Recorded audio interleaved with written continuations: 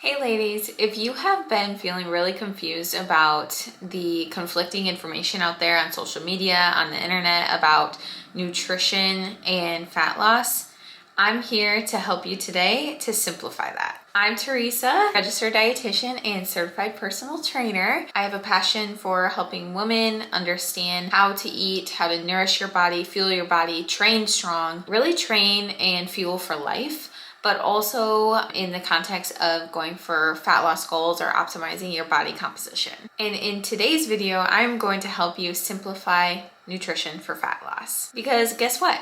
It does not have to be complicated. You can feel confident in your body, confident in your decisions, and empowered by lifting some weights and feeling really freaking strong in your life and saying yes to your life without restriction. In this video, I'll show you simple tips and tricks for a fat loss approach, simple, sustainable, and enjoyable. You'll learn how to create more food freedom, nourish your body, and feel confident in your choices without giving up on the foods that you love. So let's hop into today's video. First, let's go over why nutrition feels so overwhelming when it comes to fat loss. The main problem area is really in the social media and internet these days. You can Google anything and things pop up. You got the fad diets and conflicting advice. Take away carbs, take away fats, go low fat, go low carb, go high protein, go low protein, go this, go that, go this, go that. There's so much out there. But the truth is, nutrition for fat loss does not have to be that way. The most common misconception that many women have is that, oh, I have to cut out main food groups. A lot of times it's coming down to the carbohydrate. Not necessarily the case. When we focus on restriction of certain things, that oftentimes leads to quicker burnout and frustration in your journey. So what if I told you that you can eat more, feel satisfied, and still lose fat? The key here is simplifying your approach to nutrition for fat loss. So let's hop into keeping it simple and stick with the basics. That's really what I like to focus on. First things first, I really want to make the perspective shift of what can I add versus what I can subtract. We want to focus more so on increasing your intake of whole foods, nutrient-dense foods, things like leaner proteins, vegetables, more non-starchy vegetables, complex carbohydrate sources to help keep you full with the fiber, and healthy fats in there as well. They're packed with nutrients for your body, great for your hormonal health, and also great for stabilizing your blood sugar throughout the day. The other thing is, talking about stabilizing blood sugars, is building balanced meals.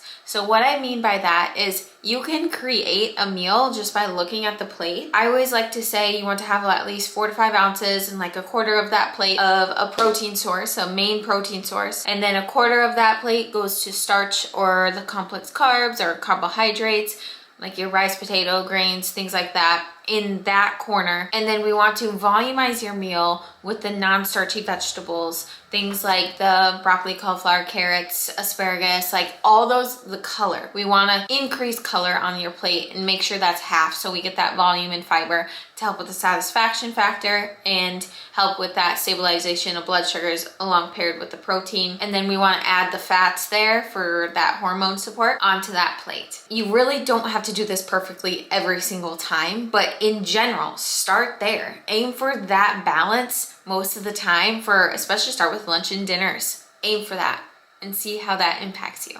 Aside from building balanced meals, I really want to get to the point of saying yes to doing more and enjoying life in your fat loss phase or in the fat loss process.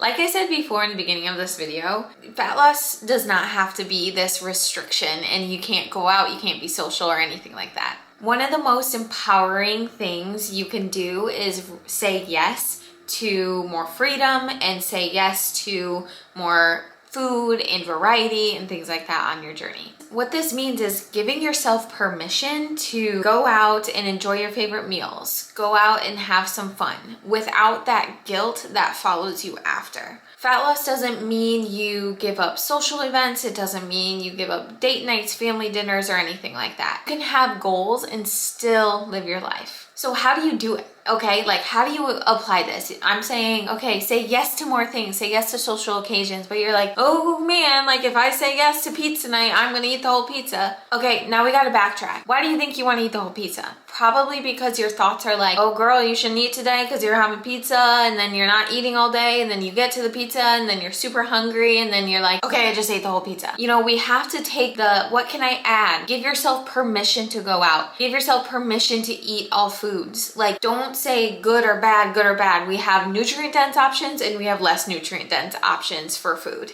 And you will find over time that eating certain foods that bring you energy, make you feel good, digestion, everything, you're gonna aim for those foods most of the time. So when it comes pizza night and you're like, okay, pizza night, cool. We're gonna have pizza, great. Like, come at it with that mindset, test yourself, and there's way less pull to have to eat the entire thing, because you're like, okay, I'm gonna choose to nourish my body throughout the day, make sure I'm eating my balanced meals, making sure I'm fueling properly so that I'm not ravenous by the time pizza night comes. So that's just one example out of hundreds of examples, but hopefully that helped you grasp that concept. So give yourself permission to eat. Along this fat loss journey, there are strategic ways you can go about nutrition, like I talked about building your meals. This is what helps. The permission to eat, the aspect of like, oh, food is fuel for and nourishment for my body. It's a game changer. Now, to add on to that nutrition piece, I want to go into the strength training portion of it. Really, the secret to success in a fat loss journey is prioritizing strength training. Cardio is in there too. I believe in it. Yes, that has to be there, but prioritize your strength training and progressive overload and pair that with nutrition. That is one of the best things you can do to make your fat loss journey more simple. Lifting weights helps you build that lean muscle tissue with progressive overload week to week, which not only can help you make you feel more stronger and empowered and confident, it also helps increase your metabolism, because muscle is a burning machine. If we have more muscle in our body, we're more of a burning machine. And it's really great for our metabolic health. So my personal approach for fat loss journey for most people is programming in 3 to 4 strength training sessions each week. And from those, we're not switching every single week. We're gonna focus on those, and then we're gonna progressive overload. Keep track of your weights, reps, sets, all that stuff for those workouts. And then I am a fan of adding in the cardio. For beginners, I would say 2 to 3 30-minute cardio sessions per week. You can do an incline walk. You can do a brisk walk outside. Another option would be for somebody that's more advanced. You wanna start adding running into the mix? Let's do it. I've really seen a benefit in that concurrent training or that hybrid training model that really makes you feel empowered and confident and so strong along the journey. So there's different adaptations, but for beginners, start with the walking. For more advanced, you can still do the walking. It's just, you know, raising that intensity a little bit, but why not add like a run or two a week, just like a 20-minute jog or something like that.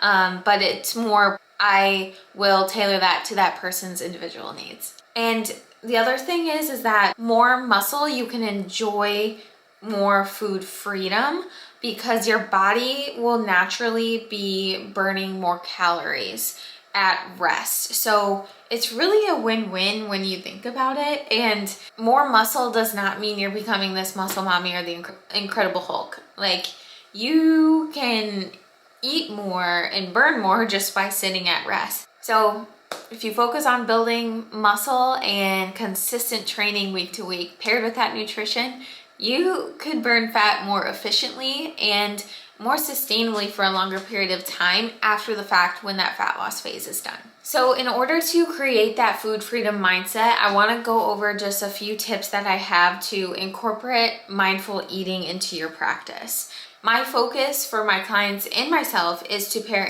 intentional eating with that intuitiveness that we have in our bodies. So mindful eating is just a simple way of connecting with your body to, feel more empowered with your food choices. You want to start by eating without distractions, like no TV, no phone at the table. Try to just have your meal while at the table or, away from distraction.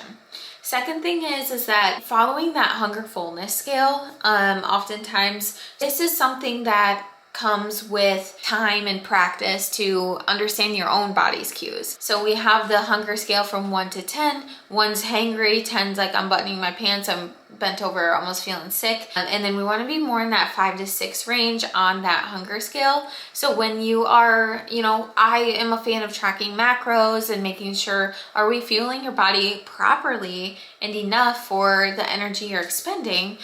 We can pair that with this hunger fullness scale to be like, I don't want you having to force down a meal because you just need to hit your macros one day, but it's more so of like, oh, I'm like really hungry. I know I plan to eat in an hour, but like I am physically hungry. I should probably grab something.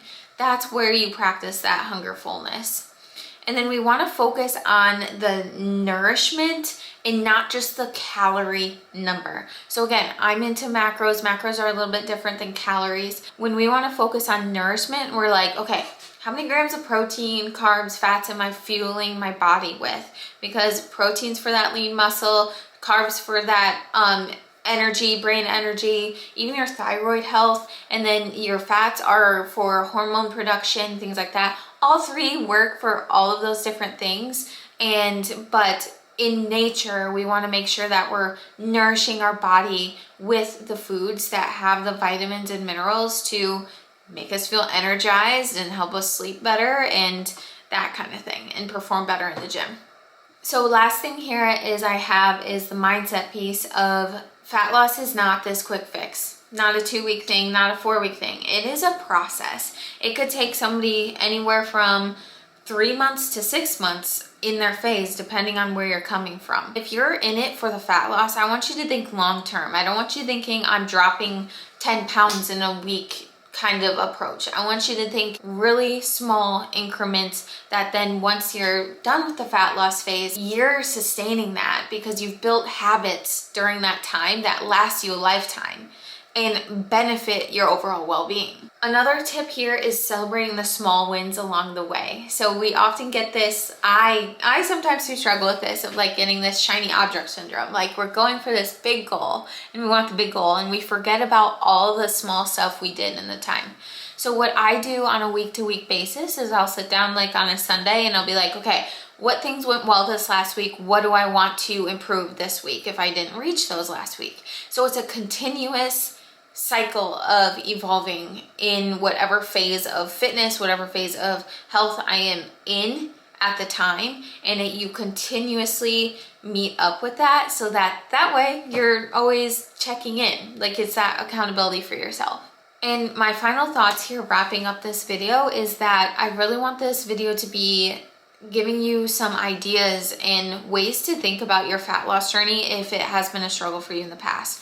Or maybe you are trying to do it all. Maybe you have been eating less and less, moving more and more, and you're still not seeing any body changes or anything. Let's take a step back, shift the perspective. How can you nourish your body? How can you focus on addition, not subtraction? How can you be more mindful about your meals? How can you incorporate more balanced plate methods and balanced bowls and things like that into your lunch and dinners? Think about the absolute basics and start there. Do a weekly check-in with yourself and see how you progress.